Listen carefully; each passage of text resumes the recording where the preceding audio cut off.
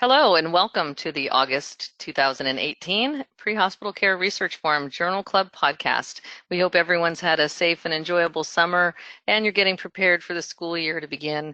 And we thank you for joining us this end of summer session of the Journal Club.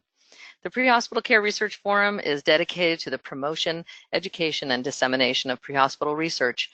We believe that it is the responsibility of emergency medical professionals worldwide to build a body of evidence to examine pre-hospital emergency care.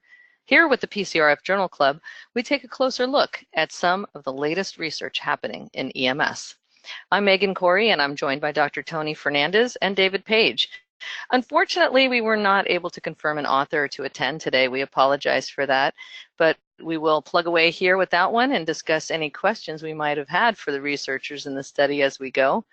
The study we'll be reviewing today is the study Preventing EMS Workplace Violence, a mixed method analysis of insights from assaulted medics, which was recently published in the journal Injury. This is an international study that comes out of Queensland, Australia. And as usual, this review is paired with an article written by columnist Dr. Tony Fernandez in EMS World called The Trip Report, Turning Research into Practice.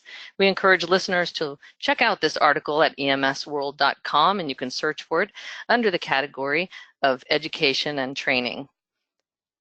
We also have a very important announcement to make. We'd like to announce that the Pre-Hospital Care Research Forum has formed a strategic partnership with the National Association of EMS Educators, and we are very excited about this new partnership to promote research literacy and advance the science of EMS educational research. Now, as part of this alliance, we will be adding a new EMS Journal Club podcast, and this is an additional podcast, so don't leave us. We're going to be having this one still, but we're adding a new one, and this is a specifically focused on educational research as part of our effort to promote evidence-based EMS education practices in our classrooms and in our institutions. These podcasts will be held on the fourth Fridays of the month, so you can remember fourth Fridays for the Education Research Podcast. Stay tuned for an announcement about our upcoming Education Research Podcast. So thank you all for joining us today. So let's begin. We want to remind listeners that you can use the chat feature on your screen to type in questions and comments, and we will bring those into the conversation as we go. So EMS work and violence prevention. I think we all know the importance of violence prevention in our field, and on our podcast, I know we've reviewed more than a few studies surrounding the issue of injury to EMS workers due to assault and violence on the scenes. I know we looked recently at one on occupational injuries and exposures, and another maybe last year on the attitudes of EMS workers toward the handling of patients with psychiatric disorders. So violence and violence toward healthcare workers and violence prevention, these are major issues we know in the healthcare field. In EMS, specifically, the nature of the work, our close proximity to our patients who are intoxicated or suffer mental health or behavioral problems, makes it more likely to be confronted with violent situations. So some research suggests that this risk for EMS personnel might be increasing. And I know this study cited one Australian study showing that the rate of violence-related injuries has tripled over the past decade. That's pretty earth-shattering. OSHA, I know, has defined possible reasons for these increased risks, and a variety of solutions have been proposed and implemented. And I think a lot of us are aware of those from our popular journals and some articles that have been written on training, different types of training for EMS workers, and legislation to increase penalties for those who are charged with assaulting an EMS worker, and of course the subject of whether EMS workers should be armed. But there's no good evidence that any one strategy works. So there's our gap. In research, we always talk about if we want to develop a research question, first we look out there at what exists, and then where's the gap. So this is the gap that these researchers identified, is that there really is lack of proven effective strategies in violence prevention.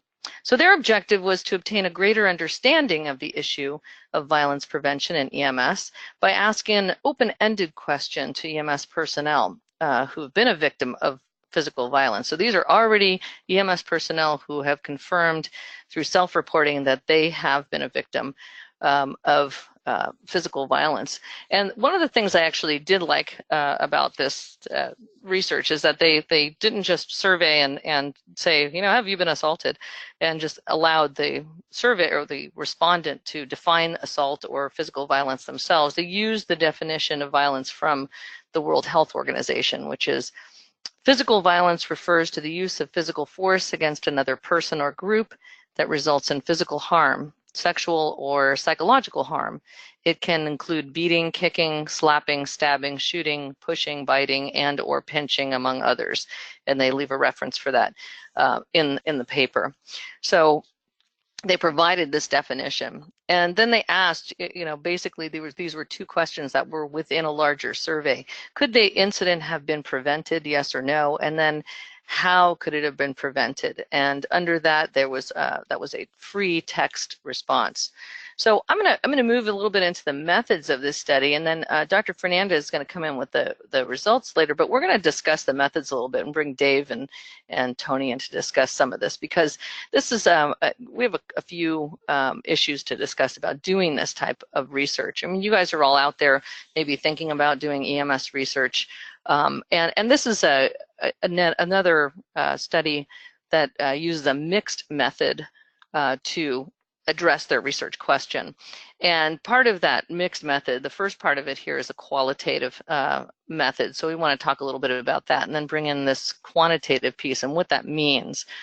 So this was actually part of a larger study of international EMS workers, and it was they based it on this their survey was based on a World Health Organization questionnaire.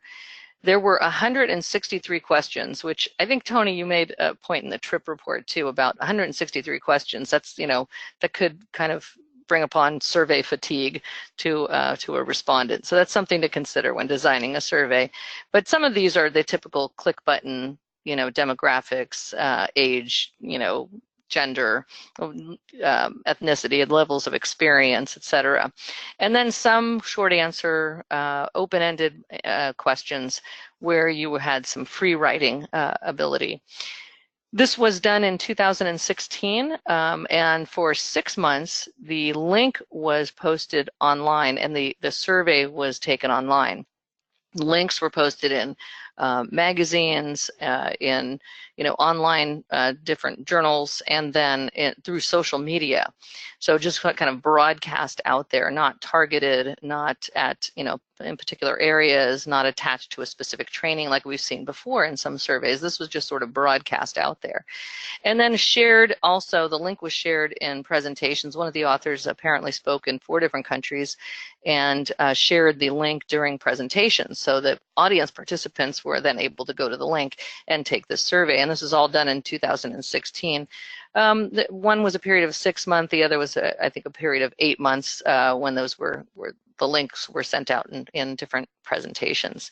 So that was kind of how they got their respondents, and they got 1,778, right? 1,778 EMS personnel from 13 different countries to respond.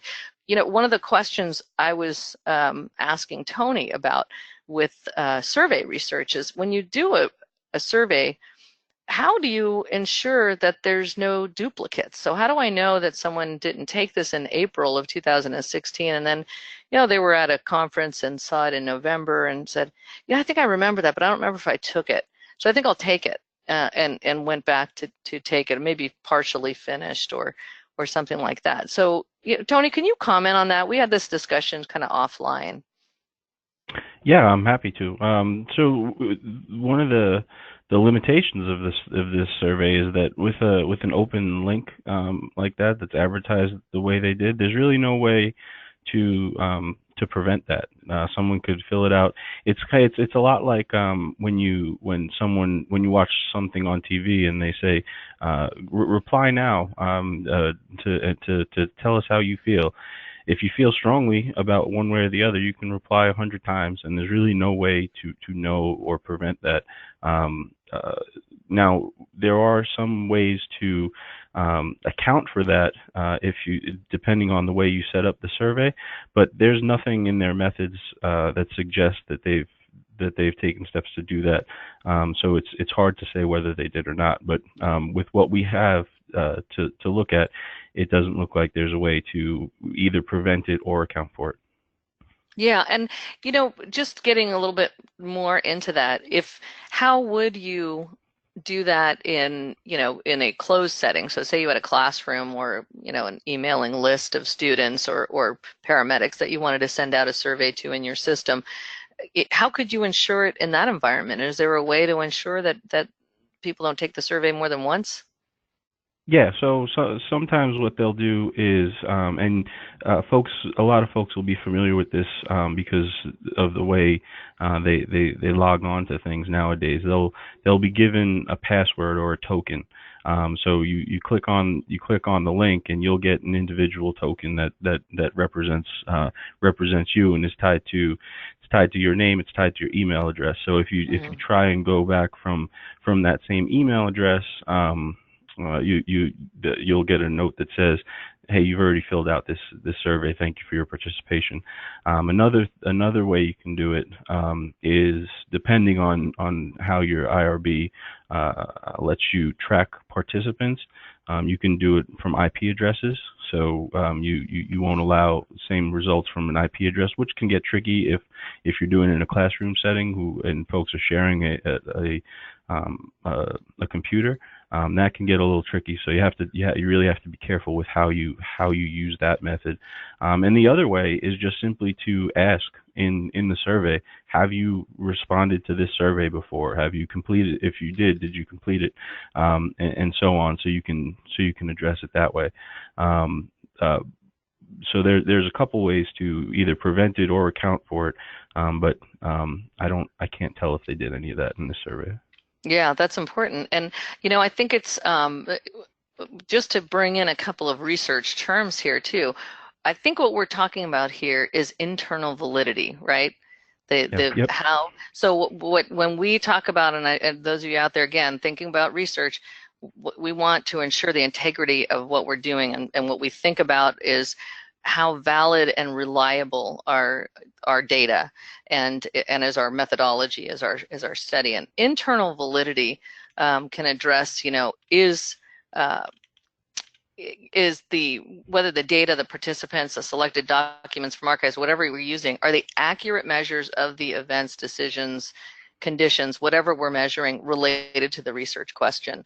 So it can become a concern, and as long as you're placing that out in your limitations to say, this is what we did. We wanted a large number of respondents, so we just kind of did it this way, and this is why we did it.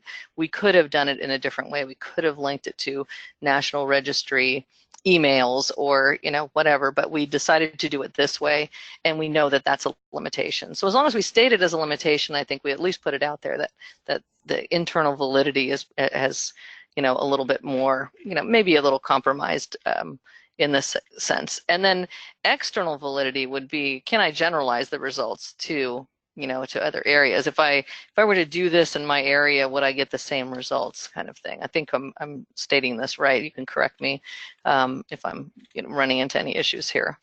But that's what we're kind of thinking about, is that, how valid are these? Maybe reliability gets also at this, idea that if I did this in my area, would I find the same thing? So I think it's important when you're doing any kind of research, including survey research, including something like this that's really based on one question in a larger study, that you think about, okay, these are limitations, I'm going to place that out there. So this is Dave. I was going to jump in just for a second. Sure. Fascinating discussion. Obviously, great that these researchers did this kind of research. So we are in constant danger. I'm on record as saying this is one of the most dangerous, if not the most dangerous job on the face of this earth, or at least in the United States. And by the numbers of people who are getting injured, and violence is just one of them. So kudos to Browne, Maguire and company for going down this road. And I'm always careful to think to sort of put things into the context of can this research be done a different way? And I do think that when we're discussing the methods, survey research by internet email or just conference goers feels a bit, the easy way out. It's just sort of it's exactly what it is, a convenience sample. So it's Convenience sample. convenience. Hmm. And this sample of convenience is convenient. I know these people; they're great friends, and I wish they would have been able to be on the podcast because I think they could have kind of more put this into context. One of the things that Brian said to me in an email is that don't you want to wait and do and talk about the full paper, because they do mention that there's a paper coming out that's an international survey of violence against EMS personnel, a physical violence report that was accepted for publication already in pre-hospital disaster medicine. So they have a larger paper or more substantial paper coming out in a journal that's more directed towards our profession, which is kind of, I guess, for those of you who are thinking about doing research, sort of it's an interesting technique to print an article that's sort of a methods article, which and just kind of a general thematic article here, and that is trying to get the most bang out of your buck. And so you you went to the trouble getting this research done. Now you want to disseminate it as widely as possible. Write one article that's just about kind of methods in the beginning of an analysis of the insights, as they say, and then you write another more substantial, different article about the larger sample, or it's not a preliminary report anymore. The trouble is that, and by the way, just in their defense, if you go back to 2014, Blair Bingham, Jensen, Walter Tavares did, and Glenn Monroe, who is also a Canadian who spent time in Australia. So kudos to the Australians again for leading us in research and going down this pathway. They did a very similar sample of convenience with rural suburban paramedics in 2 Canadian provinces. And their paper, it was published, they had 1,800 paramedics invited to participate, and 1,676 responded. So very similar sample size and similar methodology, only that they just were really focused on Australia, Sweden, and the United States, and really actually got mostly Canadian provinces in that paper. So I think it's dangerous to, like you said, generalize across all populations. But in a qualitative study where you're trying to get thematic kind of information, the exploration of this, it seems like we got to get at least some people, and 1,700 people is certainly worth it, to just tell us a little bit more about the kind of things that we're looking for. So if you're just looking to get some opinions out there to see, it's sort of like going fishing, figure out what the main thing that people are talking about. It's not comprehensive, but I'm not as and I'm not crazy about it. Again, it's kind of internet research, but I'm not as ready to throw them under the bus, I guess. All right. No, and I think that's true, and I think that's why it's really great to have when we have an author on, we can ask those things. Why did you choose this direction instead of that direction? And they can say, well, we wanted it for the numbers, because you probably get more numbers in this way. Although we did just review one that was linked to a national registry that had thousands and thousands of respondents. So I think that's it can go either way. It may be an access issue. It may be a number of different reasons why you select a certain way, and then you place it out there as, look, this is what these are the limitations that we knew we had to accept when we took this approach. And I think that's as valuable to people learning research. Just so I've heard so many times from students, they want to all go for a certain type of study, and the minute they know they have to quote, compromise, for lack of a better word, but they have to actually say, well, I can't do it that way because of convenience or because of accessibility or for whatever, but I'm going to accept this method over here, and then I'm going to state the limitations, and this is how I'm going to address those limitations. And I think that's, that's good. It still contributes to the body of literature. So I agree with you. I mean, I think it's great. And maybe it was a matter of access and numbers and things. So important to bring I up. also I also love that they did the WHO piece. So Yes. if And the you're looking to definition. do if you're doing research, then inventing your own definition and doing your own survey sort of is kind of starting from scratch. And here they have something that they can then compare to other healthcare workers internationally.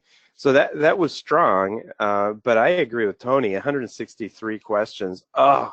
Like really, just pick the most important ones that apply, because unless you're going to get some sort of comprehensive score out of this, which I don't know the survey well enough to know, then my guess is that not everybody could have completed that entire thing, and you get people who just start in on it and then abandon it. So.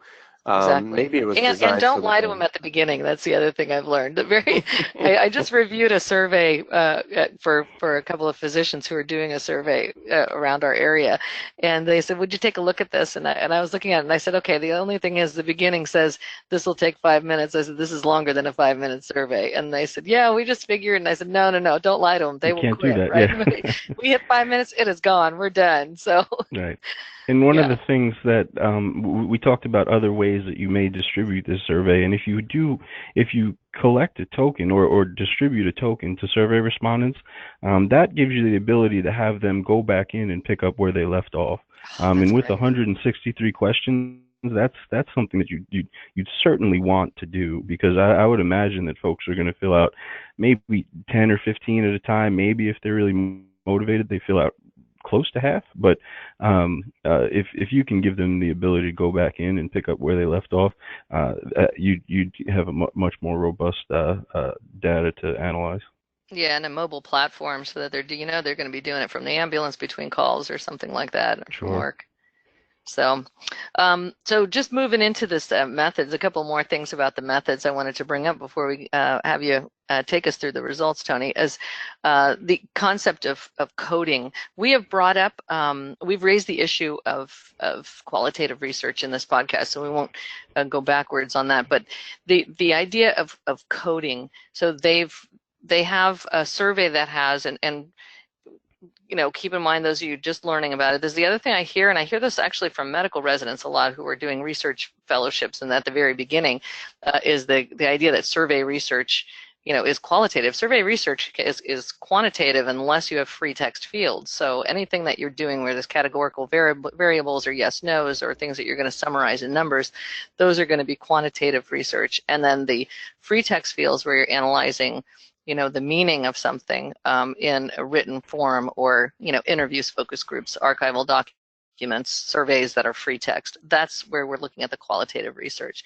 So this idea of coding, they talked about their coding techniques, and they mentioned that they mentioned them by author initials, that they basically had 3 coders, and the coders took independent looks at the narrative. They also mentioned, and this is why I wanted to bring this up, they mentioned that they moved the text from this field into a program called NVivo, and I've used NVivo before.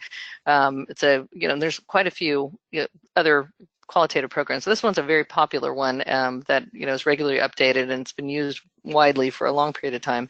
And you put your text into it, and then you can organize and structure and code and then group your codes and create themes and a theoretical construct. So if you're doing kind of an exploratory look at narrative, and the reason I bring this up is I think some people are under the impression that NVivo is like a plug and play.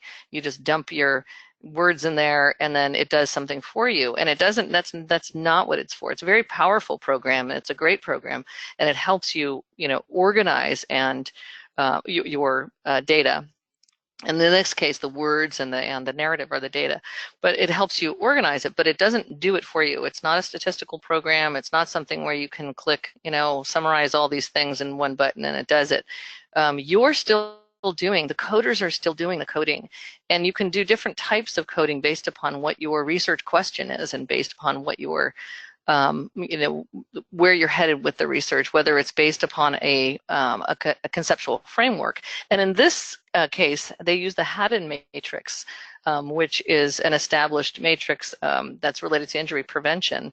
So this was the and they mention it, and it's William Haddon developed it in 1970. It looks at factors related to individual and agent attributes and environmental factors that relate to an incident pre, during, or post. So pre-incident, during the incident, and post-incident. And they utilize this framework then to think about the themes as they went through and coded. They used it as a conceptual framework, at least for part of it, for the qualitative piece of this. For the quantitative piece, then, that was, and Tony, you and I had this discussion because I couldn't quite put my finger on the quantitative piece of this, but that was the content analysis later that we'll have you kind of go through. So a mixed method allows you to do both. So you do the evaluation, and then you can actually quantify, or you can actually do a whole separate quantitative piece. So that would be a mixed method study. I want to focus on the qualitative piece though for a second. And again, that program, the authors describe their process for coding and their process for ensuring, validity and reliability. They also did something that I think is really important that you see much more often. And David, I want you to comment on this too, but you see it much more often in qualitative research. And that is, there's a whole piece on who they are and where they're situated in the research. So I know I did, my dissertation was a qualitative study. It was a historical study. And so I used archives and interviews. And when you write up your piece on in qualitative research, you have a whole section on the role of the researcher. So you have, a couple paragraphs on where I sit in the grand scheme of this data. And the only thing I can equate it to is when you go to a conference and someone has one slide that says, these are my conflicts. This is my conflict of interest, but it's really in quantitative research, and when it comes to, those presentations, they're very focused on financial. Look, I'm funded by this person, so therefore I may have this bias. But they don't do what qualitative researchers do, which I really sometimes wish they would, which is to flat out say, this is where I'm coming from. I'm a paramedic who has been involved in, a violent situation on a scene, anything that could influence my ability to look at the data with a, somewhat not biased eye. We all have our biases, but, it would just show you where your position is in having a personal bias from what perspective you come from. So, Yeah. can you I think comment on that's that, Dave? interesting. Sure. I think that's really interesting. I mean, these are senior researchers. Both Dr. Maguire, Dr. O'Meara have been doing this kind of work and have been focused on provider safety for a long, long time. And they are, in case you haven't read their research, I think it's a really important thing to go back and look at them, because they're really prominent and well-known, fantastic, I think, researchers. So I think that the contribution that they've made to our profession is unquestionable. I think that that their desire to improve it is unquestionable. And they have both been in multiple university settings in Australia and have created an amazing environment for more research. I don't know Barbara Neal, Matthew Browne, or Michael Dealy, and I do think it's important, as you said, to sort of declare biases, and so I'm declaring my own bias, which is I think these guys really know what they're doing, and I like what they're doing, and I like their general themes. And I also think they're teaching us about research as we're analyzing it. So I love that Tony picked this article, and that we can kind of dive deep into it. Having said all of that, it is kind of important to get a sense of where they're coming from, because there's really, especially when it comes to violence, some very divergent concepts about prevention versus response versus, and this paper kind of goes all over the place with it. So in one section, um, uh, at the bottom, and we'll get to results here in a second. But absent from the comments section is what they said. None of the responses, quote, none of the respondents suggested that bullet or stab-proof vests would have prevented the incident. None of our respondents claimed that having a gun would have helped them. And so there's some already inherent kind of opinion about the way the Australian culture handles gun violence or gun ownership or prevention of violence, and how in this country we've been, at least in the U.S., very, very worried about gun violence, and that there are many, many EMS providers in the U.S. who are wearing bulletproof vests. And so when they're talking about some of the human factors and awareness and restraint, you can start to sort of see a bit of their bent bleed through. So whether I agree with it or not, you have to consider the analysis here, especially qualitative as it is, to pick out the stuff that you wanted to hear. I'm reminding of that story. You want some advice. If you want the answer to be go pray, you go find a priest and ask for the advice. If you want the answer to be a medication, you go ask a pharmacist, and the answer will be medication. So we sometimes see what we want to see, and so the art of doing this kind of research, and I'm sure these guys did it very nicely, is to try to get out of our own head and just write down the comments they're saying. But I think Tony and I have been actually in a room when we've been trying to summarize comments from either a nominal group process or and it is very easy for the researcher to say, so really what you meant to say is this all fits under situational awareness, though perhaps they didn't intend to say that nobody said situational awareness. The researcher groups it in the way that they'd like. Is that fair to say, Tony? Do you think that there's some room for that? Oh, absolutely. I think particularly with focus groups and the like, it's certainly important to know the researchers and what their background is. I think, and in qualitative research in general, I think one of the reasons that well, I don't necessarily subscribe to this 100%, but I think one of the reasons that they don't do it as much in quantitative research is because really what there shouldn't be. In quantitative research, you're more of this is what the data show. These are the tests I did to tell you what the data show, and there's not too much interpretation of the results or the path forward. There's some in the discussion section, but they leave that to the reader and stakeholders and the like. Whereas in qualitative research, that is in essence what the investigators are doing, is making sense of the data and trying to contextualize it for the reader. So I think it is, well, I would love to have it done in both disciplines or types of research. I think that it's certainly quote unquote more important in qualitative research. Yeah, I think I agree with you. But I would love to eventually hear when we will have a discussion in a future study that's quantitative about that. I've actually been a study coordinator on a large quantitative, randomized clinical trial where I was very surprised when we had our data review committees at how much interpretation goes into certain things, defining certain outcomes. So it's an interesting question. Agreed. Absolutely. Yep. Yep. Just one final thing on methods, then we can move to the outcomes.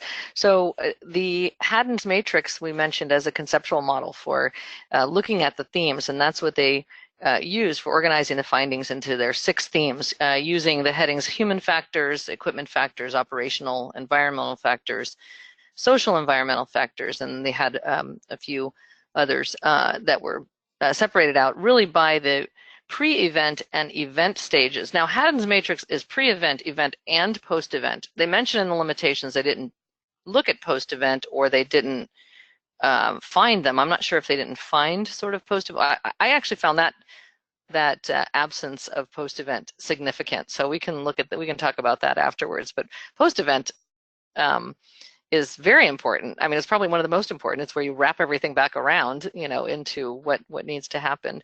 It also is the care of the provider after the violent incident. It's whether or not you've received any kind of care, psychological or clinical, after the incident. So I thought that was interesting, the lack of that.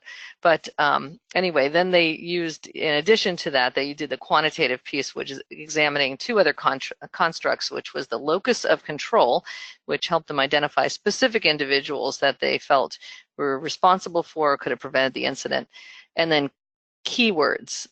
So they looked at looking at keywords, extrapolating that from, or extracting that from the data, and actually looking at that from a quantitative perspective. So now, Tony, can you take us then through the results? I believe we need to start with table 2 again, Jen, if we can go back to table 2, because that's Haddon's matrix. And I think you had one slide on table 1 and 2. If we can go back to that for a second while Tony takes us through results. Yeah, absolutely. So while we talked about the methods and some of the limitations of the methods before and providing a link, I think we mentioned that one of the issues is that we're not able to calculate a response rate because we really don't know how many people attempted to or had access to the survey. But we do know that there were, as was said earlier, 1,778 individuals who did complete the survey. They were from 13 countries. We don't know what countries those are with this paper, but we do know that there are 13 countries who are represented. Now, while we can't calculate a response rate, one thing that we do know is there, out of that 1,700 or close to 1,800, 633 reported that they were assaulted in the previous 12 months. And that's kind of a glaring report right there, because that's over a third of all respondents.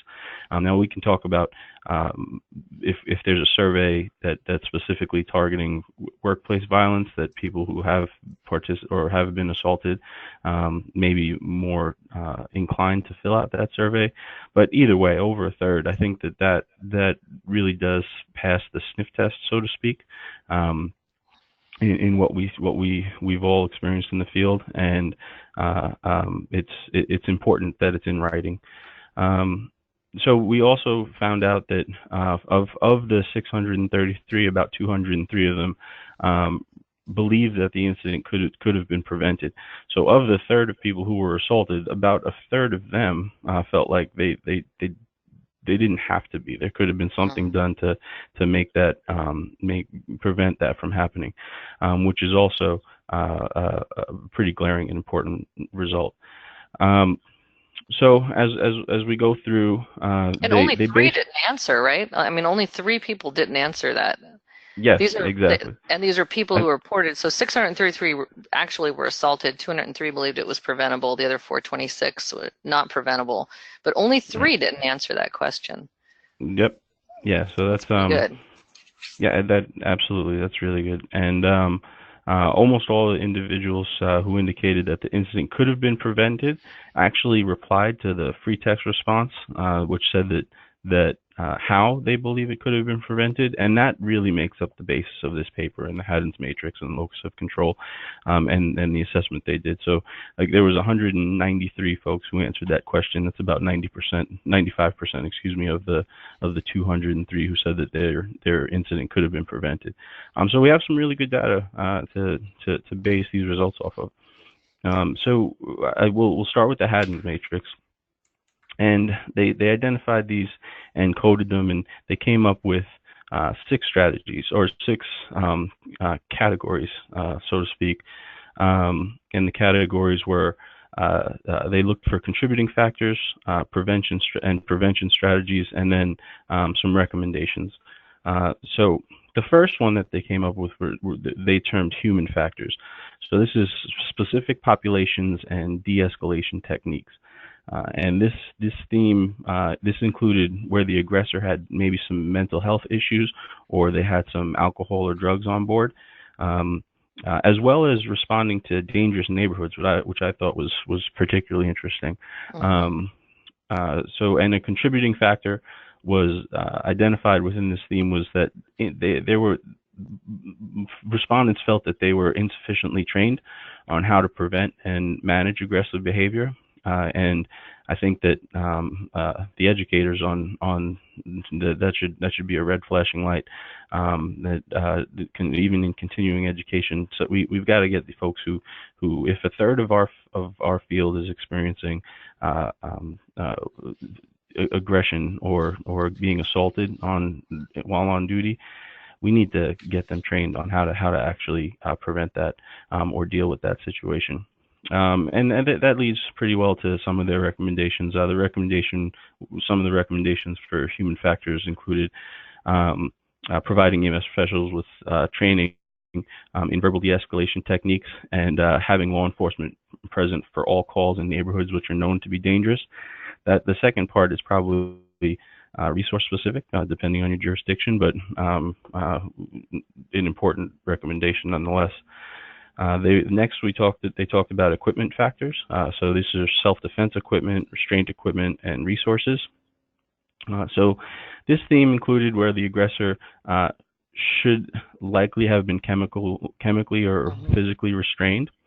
Contributing factors to this included low quality restraints, a lack of availability of chemical measures to restrain or subdue the aggressor. And some of the recommendations, again, some of this has to be jurisdictionally relevant, but they included the ability to administer ketamine for excited delirium, training on the use of and the ability to use mace or OC spray, and early application of restraints and self-defense, as well as self-defense training. So this is the second recommendation that includes some type of training. The first one was de-escalation training. This is actually self-defense training for equipment factors. Then we'll move on to factor 3, which was operational environmental factors. These are kind of system-wide advanced warning measures. So these included situations where the aggressor was known to be violent. So somebody, either the staff at the nursing home, someone at the prison, someone at the hospital, or fellow colleagues, EMS providers. Somebody knew that the aggressor, the patient, was prone to violent behavior, and the recommendation to prevent this was systems to provide early warnings to EMS providers. So this is one of the reasons why I believe they term this operational or system-wide, is because this really takes communication. They say, it takes a village, and this really takes, you have to bring in nursing home stakeholders and prison leadership and the like to get this really broadly into some kind of system. Alternatively, we can make the case to our colleagues in other fields that this is a dangerous profession, and anything you can do to let us know when we might be in extra danger would be helpful, because I do think that a word from either a correctional officer or a nurse in a nursing home or someone could certainly help at least raise the awareness of individuals, and I think that's kind of where this recommendation leads. And then they talk about social environmental factors. So this is public and interagency awareness and support. This was similar to the previous theme, and these are one of the times where I would really love to have the author online to understand better why these were separated into two different themes. But these included comments that suggested better collaboration and support between ambulances, agencies, legislators, public, nursing home, jails, basically everyone involved. And they said everyone has some skin in the game to prevent violence to EMS providers. A contributing factor was inability for EMS providers to refuse to treat patients who were drunk or abusive. And I know drunk isn't the appropriate word there, but these are words that were taken right out of the participants' responses. And recommendations for preventing this include, again, better awareness of the public and other healthcare providers of the risks faced by EMS professionals, as well as, and some states have actually done this. One of the recommendations was legislation which issues stronger punishment for assault on EMS providers. And some states, and New York particularly comes to mind, where if you assault an EMS provider, that leads to the possibility of jail time. So it's a recommendation that actually is in play in some areas. The fifth one is human factors or situational awareness, and this really puts some onus back on the EMS provider, where these include EMS providers acknowledge that their role in the prevention or violent event. And these are things like the provider really not paying attention to warning signs or not taking appropriate precautions with a patient who they do know is prone to be violent, as well as not paying attention to your personal positioning, such as standing too close to a patient, not really having your eyes on the patient at all times. Maybe if you're filling out your chart during patient care, it could lead to some of that, and some of it may not be preventable, but this was something that came out that the EMS providers do understand that they have a role in this as well, which I thought was important. Recommendations for they also made please. the question about did they not react due to fatigue? So is any of this Yes. related to fatigue and risk? And I think that was a really important question to put in there. That because it's such a timely topic. So, that actually leads to maybe those who are thinking of doing or reading research on fatigue. Is there an increase in likelihood of assault happening? Yeah, I was waiting for Tony to be done because I kept wanting to jump in at multiple points here, and that was in that theme 5. Sorry, once I get rolling, sometimes it's hard to shut me up. No, that's fine. That one came up within that theme, so I wanted to bring it up because I think it's such a timely topic, fatigue, and that came up in their evaluation of the event phase in theme 5. They brought up that question. It opens a number of issues for consideration. Did the individuals not react due to fatigue? And I thought, wow, I just underlined and scribbled great question on that one. Well, and I think that just to recap a little bit about what you've been saying and putting it into context, my experience is we do go with the cops a lot in the Minnesota area, and we know Minneapolis has been in the news constantly here because the police officer suggested that a patient be chemically restrained by ketamine, and the concept that the cops would tell us ahead of time, hey, by the way, this is a violent situation, or that there's CAD notes that say, by the way, you're responding to a scene that's got violence. It's embedded in here in multiple places that, a pre-alert that this could be a violent case, might help situational awareness. It might prevent injury. And I honestly think it ties right into the statement that they themselves make. They obviously, they have a limited amount of words to put on a page, but they're pulling out specific quotes about what people said, and one of them is that their partner had incited the event. And so I do think that there's at least in the U.S. a certain amount of bravado, machismo, whatever, that says, okay, we're gonna get into a fight today. That is an unspoken truth.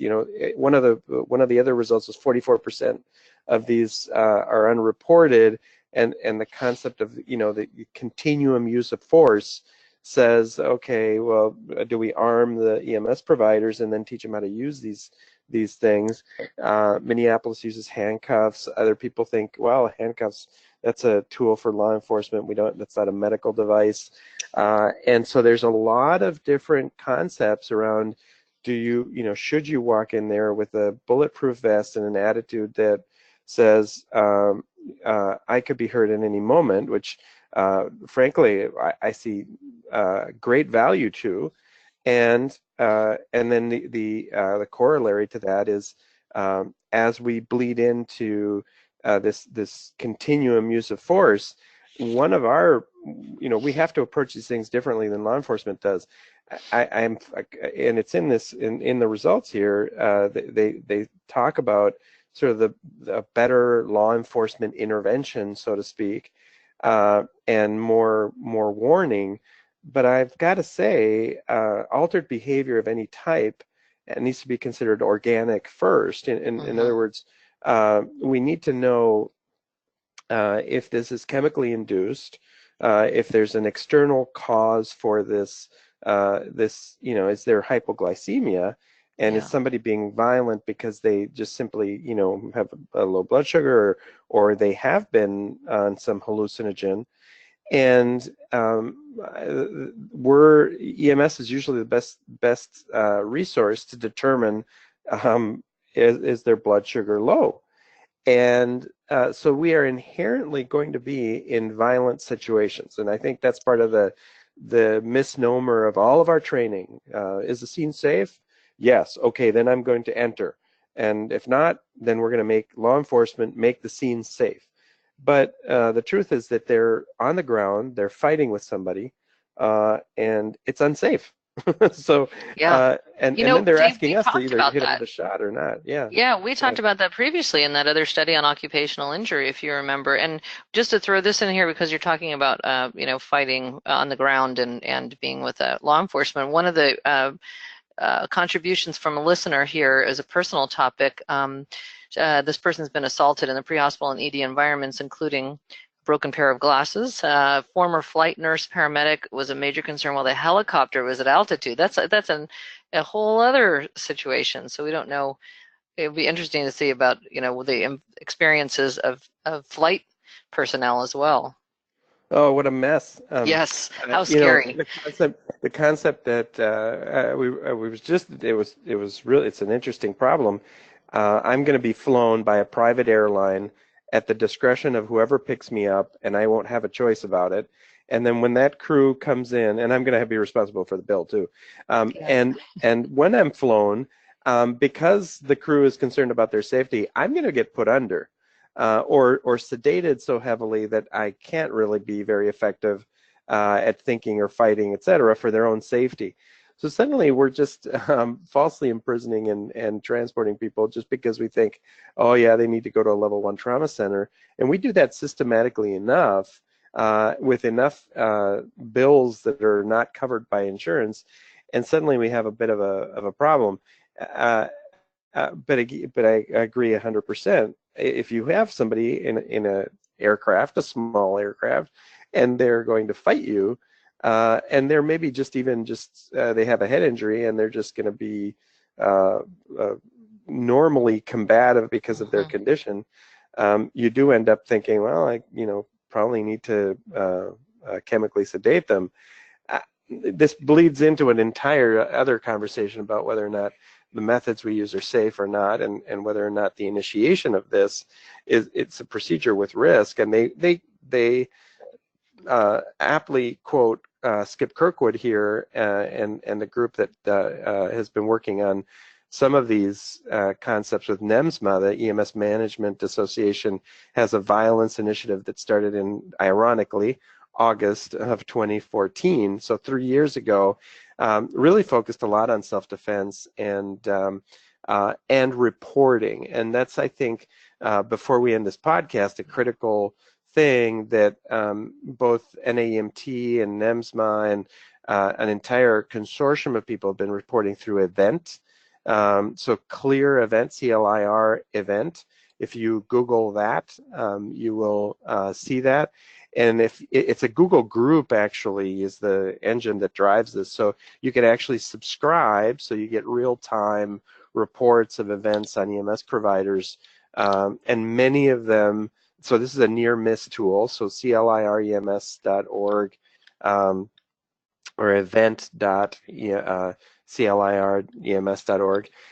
This is a great place to, as the authors indicate, report near misses so that we can track what's actually going on. And it's alarming, again, that 44% of assaults against EMS providers went unreported, according to this particular study. So we have to report these, otherwise it's going to be a mess. Yeah. We have a few comments coming in, and I know we had one more theme there to cover, which was the interagency cooperation, I think was the category. If you don't mind me jumping in, Tony, just to tie up the results and bring in a couple Oh, of please do. comments here. So the interagency cooperation, which I thought was an interesting one, tensions between nursing home personnel and field personnel, other different police departments and other people, detox centers, facilities that didn't aid jail, medical, didn't aid the EMS personnel. So that was an important one, and they brought up, the possibility of EMS managers proactively nurturing professional relationships between agencies like police, fire, hospital, jails, nursing homes. And I actually wrote a little thing on interprofessional training, which I don't think has really been realized. There is a comment from, there's a couple of comments here. The first one I wanted to bring up is from Winnipeg, Canada. Hi, John Lane. They have a sharp anecdotal increase in violence toward their staff, correlated with an apparent increase in methamphetamine prevalence in the community. And the commonality has been the use of sternal rub as a painful stimulus for level of consciousness assessment.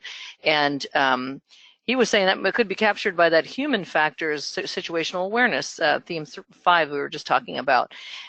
Do we have any thoughts on avoiding the use of close contact painful stimulus, perhaps a nail bed as a safer alternative? Yeah, I do have, there's been actually quite a bit on this recently. The concept that the sternal rub is actually problematic in many different ways. And frankly, I've never understood the concept of teaching people that there's things that we routinely do to open people's airways, like a jaw thrust, that are extremely painful and that give us a good sense of whether or not the patient's, breathing. I do think that, explaining what you're doing to the patient is clearly going to help them realize, oh, they're here to help me. But when somebody screams, their loved ones and everybody around them, or their gang member friends, are going to go, why are you hurting my person? And the patient's going to go, you're hurting me, I'm going to hurt you back, and then the fight is on. So a great point about just, we're really vulnerable because we're so close. I keep getting class after class. I've been in this 30 plus years, so I get class after class about self-defense, and all of it tells you, if you're this close to the aggressor, because it's all geared towards law enforcement, you're this close to the aggressor, well, you're not going to be able to react. It's this, if they intentionally want to punch you and you have one eye turned away, they're going to punch you. And we're not going to put everybody in restraints. So we're also not going to walk out of every ambulance in a hazmat suit because we are afraid that there might be a chemical. So it is all a matter of degrees and how we can begin with smaller painful stimuli. Yep. Explain what we're about to do so that people know, hey, if you're not reacting to me, I'm going to pinch your nail to see if you react to some pain. And then obviously we know that like I mentioned before, there's a degree that of incitement here that we have to own. And we don't like talking about it. It's kind of the dark side of EMS to say, well, there's just a certain percentage of people who are going to react with, you give me a reason and I'm going to put you in restraints, whether it's chemical or physical, because I want to be safe for myself. And it's a very aggressive posture of, see, that one was trying to hurt us too. And, whether it's fatigue or just, we have bad actors in EMS. I don't think it's fair to say all of us are angels, and we have a certain degree of escalation going on with law enforcement. No one likes the de-escalation type training. That's considered kind of more soft and fuddy-duddy and more, the verbal judo that we really should be employing is more like, well, that's not as cool as how do you put a person in a arm lock or get out of a situation yourself. Well, So I'm really glad they mentioned protocols too in here because I think there's some very poorly written protocols out there too by people who don't work in the field and, or who have moved away and are too far away from working in the field and write their policies on, who you can and can't restrain and who and that are all convoluted and mixed up, and they put some people on the defensive. Well, if this person says they don't want to go and I think they need to go, then I can do this and that. And, I think some of that is in the frustration of the field providers and the way their policies are written too, and the lack of control over them, maybe an overinterpretation. yeah, I love that I think this is a strong enough initiative worldwide. Actually, I saw the Ambulance Victoria group. The paramedics are doing a very active campaign around the concept of violence because of some major incidents that were in the media, and letting the public know, which I think was a great thing that's in this paper, letting the public know this is something that's happening to us, and whether or not it's prosecuted or not or reported. I do like one of our listeners here commented on the North Carolina situation, and perhaps lack of reporting is closer to 80%. So I'm with you. If you're a paramedic and you get assaulted, that's such a different experience than if somebody threw a punch at a police officer. So we need the public to go, wow, that's a big deal. We need to find a way but we need the public on our side, and we cannot be restraining people for no reason. And already the sort of sense of entitlement we have about we're going to move you and we're going to move you because we want to or we can. All that is just not great. So I think it's a two-way street. And this latest, you should definitely take a look at what's happening in Minneapolis all around the use of ketamine and research. So research consent on the part of the patient here that's being restrained. If we're going to start to figure out if ketamine is or isn't worth it, how are we supposed to test ketamine without the patient's consent? You don't ask a person who's fighting you, sir, we're going to try a medication and we're going to see if it works, and we want your consent to do research about it. And are you allergic? But the public is incensed that this drug was used. It's very interesting. It's in my drug box, and we give doses that are apparently appropriate, but also cause quite a few people to go unconscious and stop breathing. So again, it's all a matter of a continuum, and I think this group did a nice job of sort of diving into some of the issues. I can't help but feel, and this is a feeling, like we just sort of plopped into some of the issues that were particularly, I think, as we discussed at the beginning, interesting and important to these authors. And I don't want to end the podcast without mentioning the concept of communicating and reporting using SBAR, which is the WHO piece. I've been a huge advocate for crew resource management and culture of safety, and so they're saying, they're using the buzzwords, they're using situational awareness, and they're using those human factors to say we should be better at reporting, so then we can be better at prevention and all the other elements. So SBAR, situation background assessment and recommendation, is what the WHO says. We can do a better job of saying this was a problem.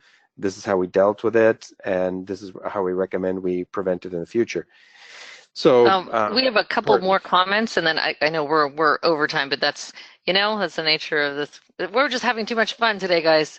The comment from Scott was, I appreciate the review of the study. It's very helpful, and I'm just trying to figure out the best way and time to cover this in my EMT and paramedic courses. And I had these notes written in the margins of this one too. Scott, I promise you, we will definitely talk about this on the EMS Education Research Podcast. Shameless plug, shameless plug. But that's a huge topic there. You know, how to integrate that into scenarios, how to you know, how to keep away from this kind of component-based, today we shall talk about violence, you know, way that we've done this in EMS education, and move more toward interleaving, we'll use an educational topic there, and into our scenarios. We have another couple of things, comments about theft, yeah, being on the rise of EMS personnel, you know, easy targets of robbed personal items. Let's see, there's another about EPCR. Oh, NEMSIS. Hey, Tony, is there a field in NEMSIS about patients threatening providers or assaulting providers? So currently, I am relatively certain that there is not in the version 3.34 or 3.4 standards, but they are in the works right now on version 3.5 of NEMSIS, and there's been some conversation to have some type of NEMSIS element added to the 3.5 standard, and that'll be kind of released nationwide in I believe it's 2021. So I don't think we're there yet, but we're not too far off. Great. Okay, sorry to interrupt you there, Dave. Did you have any final comments before we move along? No, I think this has been a great discussion, and I think you know, we have quite a few EMS managers on the line. I think a shout out to Wake in North Carolina, and thank you for joining us. But I think the real we're not gonna, I think, in a research podcast and journal club, come up with some earth-shattering options for what we're going to do. But for those educators on the line, de-escalation techniques and learning to the importance of reporting, being more situationally aware, and how it is that we subtly incite the violences, I think, these are, I think, key themes if I'm going to talk to my paramedic students about how we're going to do this, as well as how to actually humanely deal with some of these violent events. You know, these people are not, for the most part, there are some cases, but for the most part, getting up in the morning saying, I'm going to harm an EMS provider. They're not evil people saying, let's find a paramedic to injure today. There are some, but there are few. And mostly they have to do with who slept with whose partner. So it has to, it's you know, revenge there. Now there's a podcast. Honestly, there's been a few, you know, just two paramedics get murdered and they happen to be working together, and then you find out, oh, they had a relationship outside their marriage and they happen to be working together. So these are not, I'm not inventing these have happened, and I'll just leave the people out of it, so there's no throwing them under the bus. But in general, they don't get up to hurt us. And so then the question is, how can we get to the point where, you know, we can do our job more safely? And unfortunately, safety isn't sexy. So we need to make safety sexy, and it needs to be. And so maybe, you know, if we're going to make safety sexy, you know, bulletproof vests and, you know, tactical training and self-defense training is going to make it more sexy than, you know, de-escalation techniques, which, you know, if you want to use the word verbal judo, that sounds a little more sexy than try to de-escalate your patient. Talk to them about the, you know, with their name, and try and speak to them in a calm voice. That just seems like, oh my goodness, a calm voice is not going to help this guy that's trying to kill me. Anyway, thanks, Kate. Yeah, well, it brings up another issue, is what about the people who have never been assaulted? What's the commonality there? So we right. And I'd love to see. We could go on and on and on. There's a great research project about women police officers being assaulted less than men. And so if you have a physical disadvantage, if you don't think you can win a physical battle, you tend to negotiate. So the outcome you're kind of invested in. So maybe we can find a way to, you know, come out of these situations a little bit more, less violently, I guess. Great. Well, thank you. And thank you. Did you have anything to add, Tony, before we close out here? No, I think it's important. This is an important topic. I'm glad there's more and more research on the topic, and there are more options to report it, in not only in North Carolina but nationally. And I hope that as more research starts talking about it, folks feel more comfortable reporting it. Yeah, great. Well, thank you everyone for joining us, and thanks for your comments that you sent in. And please join us next month, and stay tuned for more on the Educational Research Podcast as well. If you want to present an upcoming article, please email David Page at dpage@emsed.net, dpage@emsed.net. We'll see you next month, everyone.